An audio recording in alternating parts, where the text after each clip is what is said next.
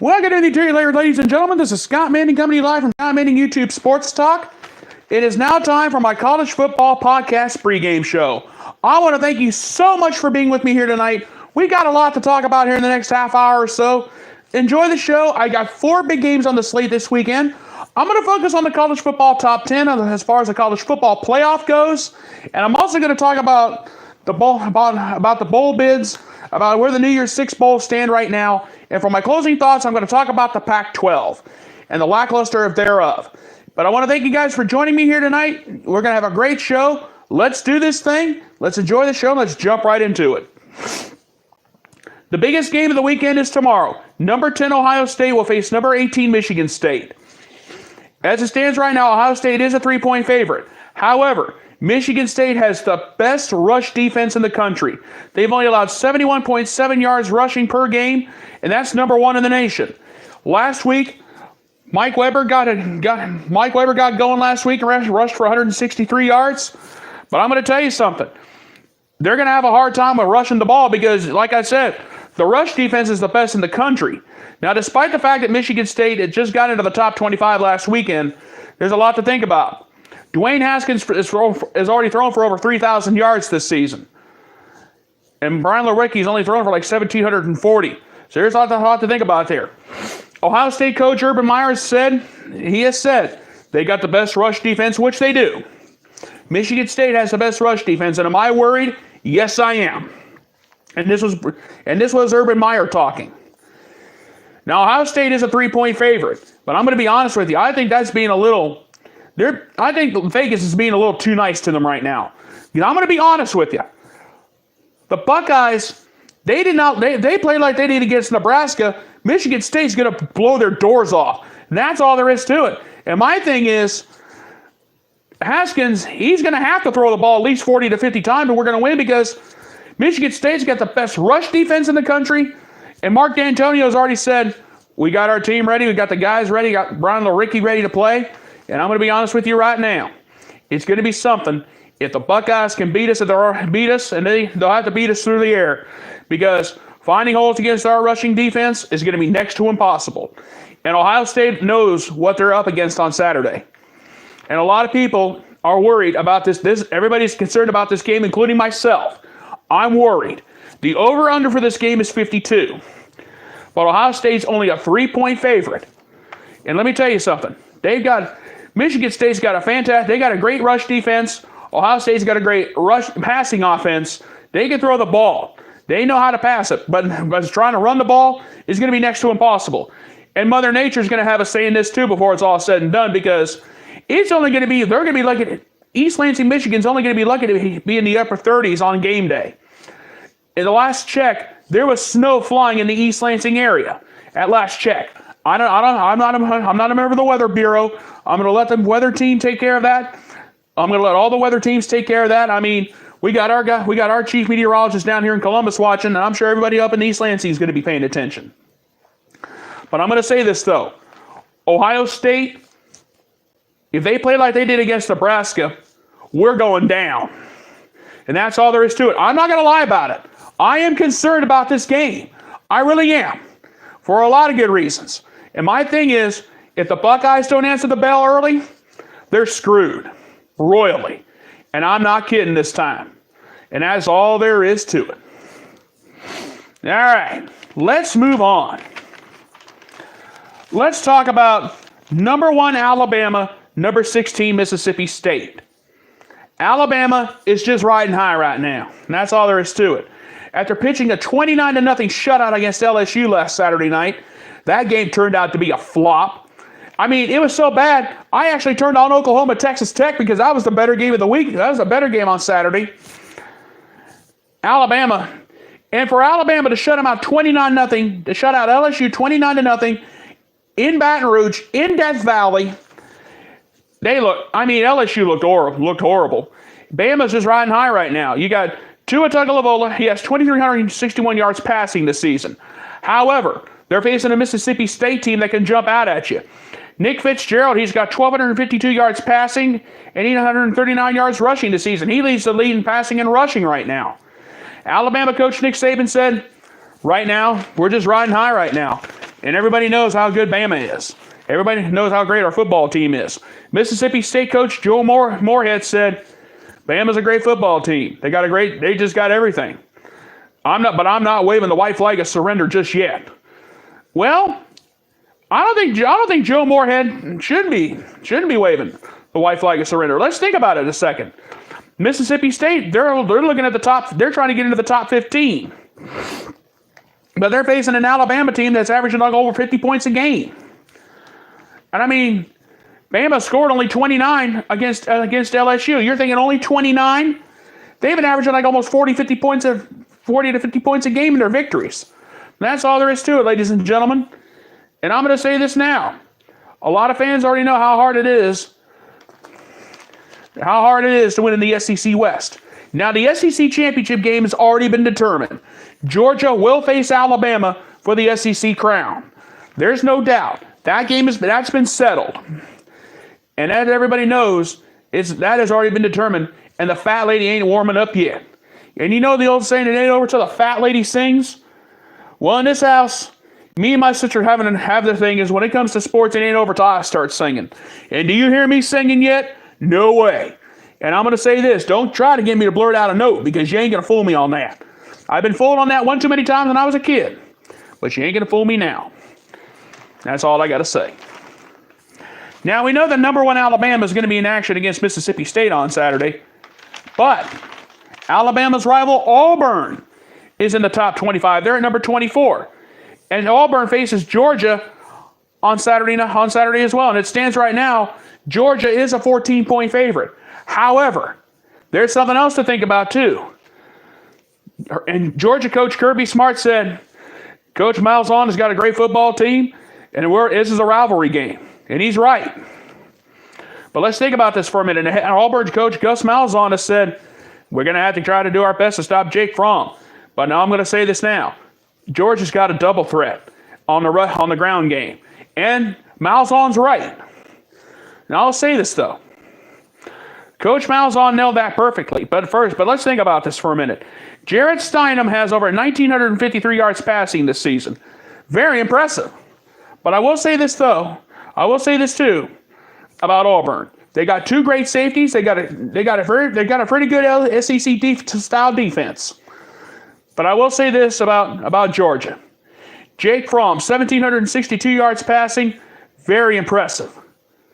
Now, let's think about Auburn for a minute. Auburn's got a great running game, too. Jatravius Whitlow, he's been rushed for over 642 yards this season. Very great. However, Georgia's got the double threat of Elijah Holyfield and DeAndre Swift. Let's think about this for a second. The double threat could be double trouble for Auburn. Because the Auburn defense is already going to have their hands full. You got Holyfield and you got Swift. The double threat on the ground game. This is exactly what Georgia needs.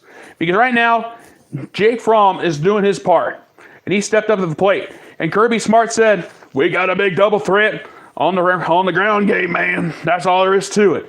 Excuse the Kirby Smart impersonation. However, I will say this. Gus Malzahn will have his defense ready for the double threat. And we'll see how much of a factor the double threat of Elijah Holyfield and DeAndre Swift will be on Saturday night. And this game's a 7 o'clock game. I think it's on ESPN, if my memory serves me correctly. But look out. Anything can happen. It's Auburn, Georgia. Anything can happen, and it usually does on a Saturday. And we'll have to wait and see how this game goes before we know how everything turns out. And that's all I got to say about that. All right. Let's talk about number 2 Clemson versus number 17 Boston College. All right, sorry about that. A little something there. But anyway, number 2 Clemson, number 17 Boston College. A lot of people have this game down as the game of the weekend. But let's think about this for a minute. Last Saturday, Clemson had a 77-point explosion against Louisville. And I'm going to say this now. I think Clemson has this game won. Here's why. Boston College, all-time against top 5 teams, 2-29 all-time against top 5 teams. 0-12 at home. And they're 31-106-1 all-time against ranked opponents. All of that, they have everything in the world against them.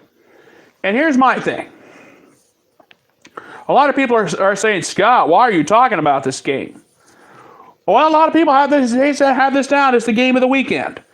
And I'm not sure about that, but my thing is, it's the ACC. Clemson put 77 on the board. Do you think they may have ran out of points for the game against Boston College? Only time will tell that. Boston College head coach Steve Azario has said, we're going to have our team ready, we're going to have our guys ready to play, and we're going to see what we can do. But there's a little bit of bad news for Boston College. Boston College running back A.J. Dillon missed the last 2.5 games due to an ankle injury. And Clemson Travis Etienne is as good as he can be right now. So Boston College is already going to be kind of behind the 8 ball. But don't let that stop you. Clemson head coach Dabo Swinney has already said, I'm not taking these guys lightly for nothing. I'm not taking them lightly. I refuse to. And here's why. Because if you stop and think about it for a minute, we can actually put this down. Let's think about it. Boston College is a good team this year. They are playing much better. After that loss to Purdue, I think they got a wake-up call. We'll have to see how good they really are. And this was Dabo Swinney talking. Now, I will say this, though. The bottom line here is, don't take Boston College lightly, people. If it turns out to be a blowout, so be it. But I'm going to say this right now. This is going to be one of the many games of the weekend. And here's my thing. If you can't take a look at what has happened in the last few weeks in college football, all these upsets that have gone down, then you don't know what's going on. But I will say this in all fairness. I think this game may be a little bit closer than what most people think. If I'm wrong, I'm wrong, and I will man up and I will apologize. But I'm going to say this, though. Don't take Boston College lightly. I think Clemson may have realized that 77-point explosion might come back to haunt them. We'll wait and see what happens tomorrow night. But I'm saying this now. I think Clemson putting 77 on the board may have been a mistake on their part. I grant you it's Louisville. Last week it was Louisville. This week it's Clemson. And Clemson's just about as tough as they can be right now. And that's all I got to say. All right. Those are the games of the weekend I want to talk about.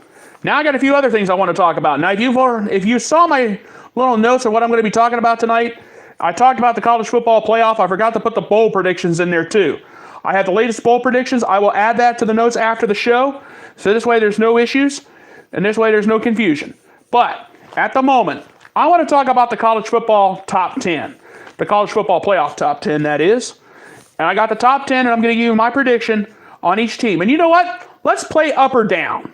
Let's play up or down with this. I want to have a little bit of fun. I'm not going to play up or down with all these, but some of these I do. Just a second here. All right. Number 1, Alabama. They're riding high right now. Even if they lose to Auburn or the SEC championship game, they're going to be in because of how great they've played. Clemson, the same thing. 3 through 10, however, is anybody's guess. Now, I want to talk about number 3, Notre Dame. Notre Dame plays Florida State on Saturday.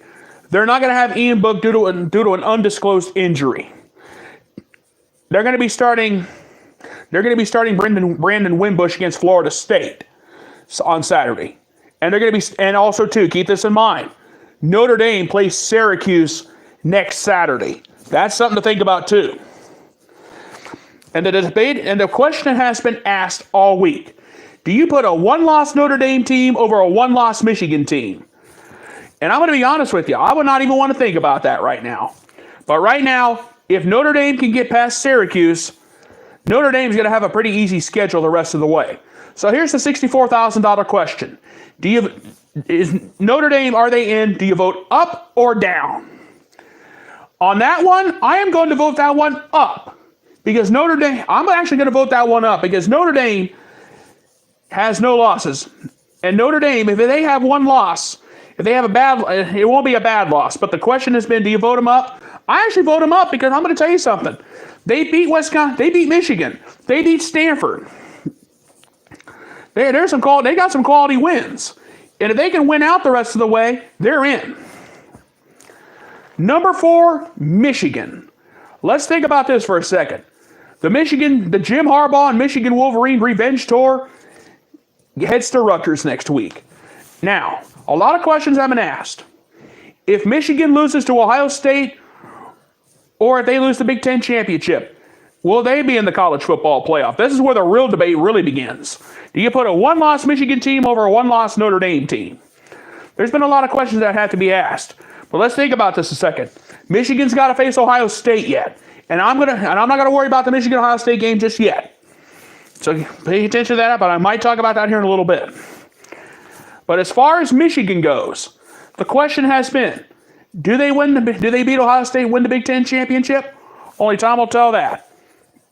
But as far as them being in the college football playoff, do you vote that up or do you vote that down?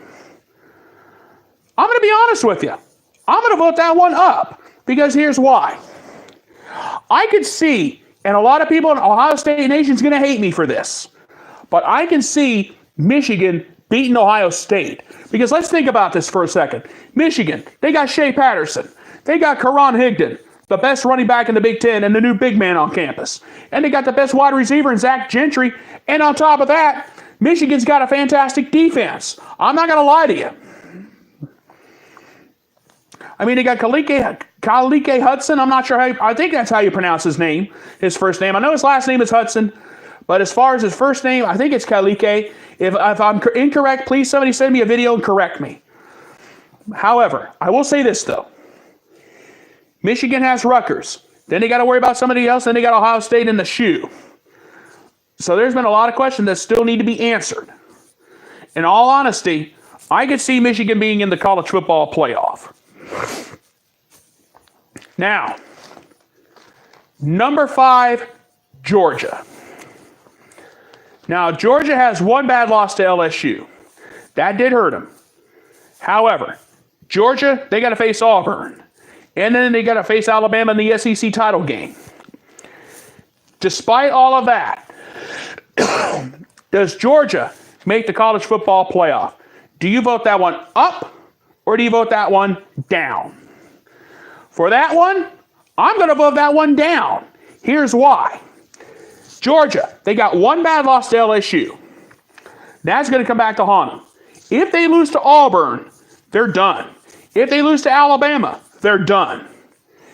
They've lost to LSU. They got to face Auburn, and then they got to turn around and face Alabama in the SEC championship game on December 1st. If Georgia loses to Auburn or Alabama, they're done.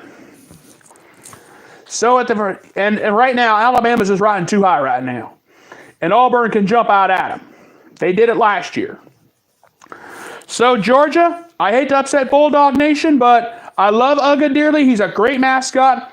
I love Uga. I'm a Bulldog fan in the SEC on the side, and I admit it. But I have to vote that one down. Because they got to face Auburn, they got to face Alabama. And Alabama right now is just riding high. All right. Number 6, Oklahoma. Here's the question. Now with Oklahoma, they got to face... I'm not sure who Oklahoma faces on Saturday, but after a tough test against Texas Tech, Oklahoma's got to face Oklahoma State in the battle of the state of Oklahoma. And after the battle against Oklahoma had against Texas Tech, and after Oklahoma lost to Texas in the Red River Shootout, which cost Mike Stoops his job, by the way, and yet Oklahoma has to face West Virginia. And the defense is playing much better. And on top of that, Oklahoma's got Kyler Murray and Hollywood Marquise Brown. So the question is, with Oklahoma having to face West Virginia on November 23rd, and the winner of that game will possibly be in the driver's seat to be in the college football playoff possibly, or I'm going to play the role of spoiler. Here's the question. Oklahoma, them possibly getting into the college football playoff. Do you vote that one up or do you vote that one down? Let's see. Oklahoma getting into the college football playoff, I'm going to vote that one down. And here's why. Oklahoma, they got to face West Virginia on November 23rd. And West Virginia has a victory over Texas. And if West Virginia can beat Oklahoma on November 23rd, they are going to have to, and possibly, I'm going to say this, Oklahoma and West Virginia may have to face off again in the Big 12 championship game. There's a lot at stake this time. But Oklahoma, they're a great football team. Don't get me wrong. But they got one bad loss against Texas. West Virginia beat Texas. And Oklahoma, you get them against a team like West Virginia, they got West Virginia, Will Grier, David Sills, Gary Jennings Jr. Look out for them. But with Oklahoma, not to take anything away from Kyler Murray or Hollywood Marquise Brown, but West Virginia has the double threat at wide receiver. I mean, you got Will Grier, who joined the Heisman Trophy race last week. You got David Sills. Then you got Gary Jennings Jr. Think about that for a minute. Oklahoma, West Virginia will have to face each other almost twice within 2 weeks. So, Oklahoma getting into the college football playoff. Do you vote that one up or do you vote that one down? For that one, I'm going to vote that one down because Oklahoma has to face West Virginia. That's a biggie. On a Friday night, and then they'll have to turn around and face each other again in the Big 12 championship game. Something has to give. And West Virginia has an extra threat. They've got Grier. They got Sills. They got Jennings Jr. Think about it. And I watched that Texas West Virginia game last Saturday. That game was a classic, by the way. All right, number 7, LSU. I'm not going to play up or down with this one. LSU's down and out. Here's why. That loss out and getting humiliated by Alabama at home, there's nothing more you can say. LSU, they're out of it as far as I'm concerned. Washington State. A lot of people have said there could possibly be some representation from the Pac-12. I'm going to be honest with you. I don't think Washington State has enough talent to get there. I don't think they're going to have enough to get there. Not to take anything away from Mike Leach or Gardner Minshew. Gardner Minshew is a great quarterback. And the Washington State Cougars, they got a great football team out of the Pac-12. But let's think about this for a minute. For Washington State to get there, they would need Georgia, Oklahoma, Michigan, or Notre Dame to go down and get humiliated. They'll jump LSU, but I don't see Washington State going all the way up. So I hate to upset the fine folks of Pullman, Washington, and the Washington State Cougars, but I don't think Washington State has enough to get there. I really don't. All right. West Virginia at number 9. They're coming at number 9 this week in the top 10 of the college football playoff. Can West Virginia possibly come out of the pack to get into the college football playoff? Do you vote that one up or do you vote that one down? Again, I gotta vote this down. I hate to say this. I hate to upset my West Virginia viewers, and I hate to upset my good buddy Huckleberry Hound. But when he says this, but old Huckleberry's like, watch out for the West Virginia Mountaineers, Scott. And I'm gonna be honest with you. They got a chance to be in the college football play. All right? I hate to upset everybody with this, but I gotta be fair. I don't see West Virginia getting there at all. So I'm gonna have to vote that one down. Okay, let's go. There we go. So with that, as far as West Virginia getting into the college football playoff, I'm going to have to vote that one down.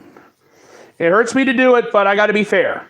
West Virginia, they're a great football team. Don't get me wrong. They may probably win the big. It's very simple. They got a lot of good teams in front of them. Oklahoma's one of them. But I will say this, though. In all fairness, there's going to be a battle for the Big 12 crown. Not to take anything away, but we're going to have a battle for the Big 12 championship. Number 10, Ohio State. I'm not playing up or down with this one, people. We're not getting into the college football playoff after the way we've been playing. After nearly getting humiliated by Nebraska at home last Saturday, we got to go to East Lansing and face Michigan State. That's a test in itself. And if we play like we did against Nebraska, we're done. And of course, we got to face Maryland after that. Then we got Michigan at home in the Horseshoe.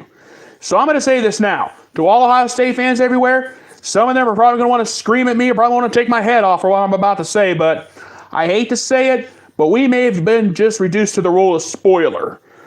Because here's why. We have a bad loss to Purdue. We nearly got beat by a 2-6 Nebraska team. And now we got to go on the road to face Michigan State in East Lansing. And that is not a fun place to play if you're a visiting team. And I'm going to say this, though. And my thing is, a lot of people have said, don't count Ohio State out. Well, we need a lot of things to happen. We need Notre Dame to lose somewhere. We got to upset Michigan. We need Georgia and Oklahoma to lose. And we're going to need either Oklahoma or West Virginia to lose.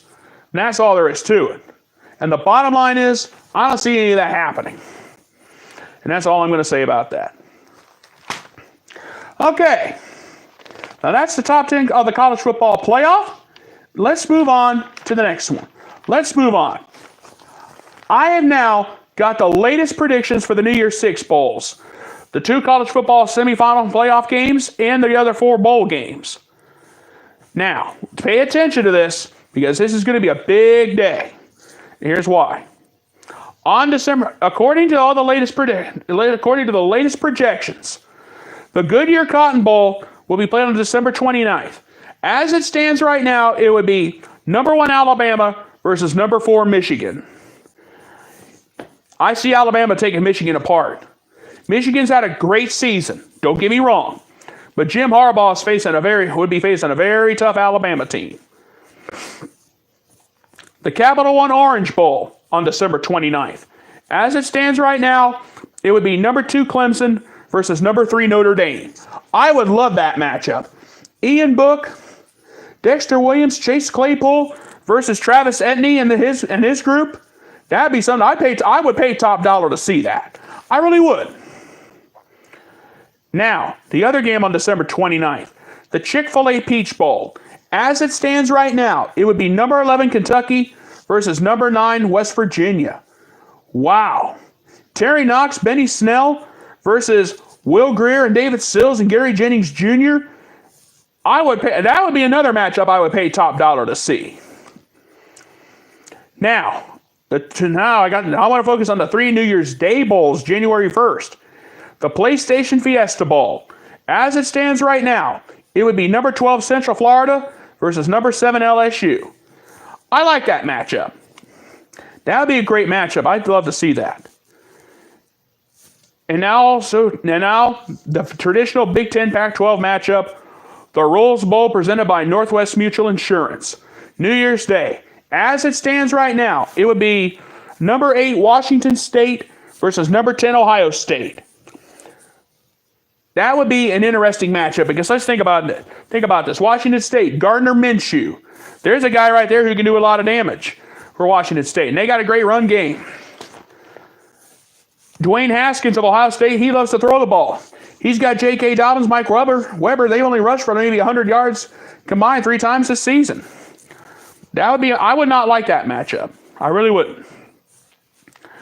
And also, too, as it stands right now, in the All-State Sugar Bowl, it would be number 6 Oklahoma, number 5 Georgia. Wow. I love this matchup. I would really love this. Number 6 Oklahoma, Kyler Murray, Hollywood Marquise Brown versus Jake Fromm, Elijah Holyfield versus Jake Fromm and the double run threat of Elijah Holyfield and DeAndre Swift. I would love that all the way to the end, people. That's all there is to it. All right. That is the latest college football bowl predictions as it stands right now for the New Year's Six. And now, ladies and gentlemen, it is now time for my closing thoughts. And I want to talk about the Pac-12 as a whole for a few minutes before I close it out. Now, you go outside the state of Washington State, in the Pac-12 North. Washington State is number 20 and number 8. Eighth ranked Washington State is number 1 in the Pac-12 North. And ranked in number 2 in the Pac-12 North is number 25 Washington State. Washington State is 8-1 overall and 5-1 in the conference. Washington is 5-2 in the conference and 7-3 overall. Outside of the state of Washington, it's been nothing but a nightmare and a disappointment. Here's what I'm talking about. Stanford, 5-4 overall, only 500 in the conference. Oregon, 3-3 at 500 in the conference, 6-3 overall. The Cal Golden Bears, 2-4 in the conference, 5-4 overall. Oregon State, 1-6 and 1-5 in the conference, and 2-7 overall. Either Washington or Washington State is going to win the Pac-12. That's all there is to it.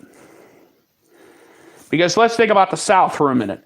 Utah, 6-3 overall, 4-3 in the conference. USC, 4-3 in the conference, 5-4 overall. That's a losing season for USC. Arizona, 5-5 overall, 4-3 in the conference. Arizona State, 5-4 overall, 3-3 in the conference. Colorado, 5-4, 2-4 in the conference. UCLA, they're a lackluster. I mean, let's think about this for a minute. The Pac-12 has been a disappointment, unless you're in the state of Washington. And that's all there is to it. I'm going to tell you right now, one of those two teams will win the Pac-12. Because if you look at the Pac-12 South, and when the season started, everybody was thinking, oh, Oregon, Washington, Stanford, or USC is going to win the Pac-12. USC's out of the top 25. Washington's barely hanging out of the top 25. Oregon and Stanford are not in the top 25. It's been Washington State that may come out of the pack and take it away. The Pac-12 this season as a whole has been a lackluster and a disappointment, outside of the state of Washington. But I'm going to be honest with you. And everybody's been asking me all week, Scott, do you think Washington State can come out of the pack and get into the college football playoff? I say no. Because Washington State would need a whole lot to happen. And I don't think it is. I think, and I've already said it, Washington State, in my prediction, in my opinion, will be in the Rose Bowl on New Year's Day. Unless, barring any other odd miracle from the Washington Huskies. And I'll say it one more time. Washington or Washington State will be in the Rose Bowl on New Year's Day. That's all there is to it. You can forget about a college football playoff with the Pac-12. Because they've been a lackluster all season long. They've been a disappointment. But the Washington State Cougars have really impressed me amongst the rest of the disappointment in the Pac-12. And that's all there is to it. And that's all I have to say. And that's going to be it because I'm running out of voice for tonight. And you guys understand where I'm coming from. And I'm not going to say anything more here tonight. And that's all I have to say. All right, folks, I'm going to go ahead and get on out of here. I want to thank you guys so much for being with me here tonight. Thank you so much for being with me. You guys have a great night. I'll be back at about 11:30 or midnight tomorrow for the college football post-game show. I'll wrap up the Saturday in college football. If there are any major upsets along the way, I will come on board. I will have a special video for you later in the night. But I want to thank you guys so much for being with me here this evening. You guys have a great night. Thank you so much for being with me. I will see you tomorrow night. And I may be doing a special announcement sometime next week considering the November 23rd show on a Friday. I will be making a special announcement for that. And I want to thank you guys so much for being with me here tonight. You guys have a great night. Goodbye, everybody. Thank you so much for being with me, and God bless.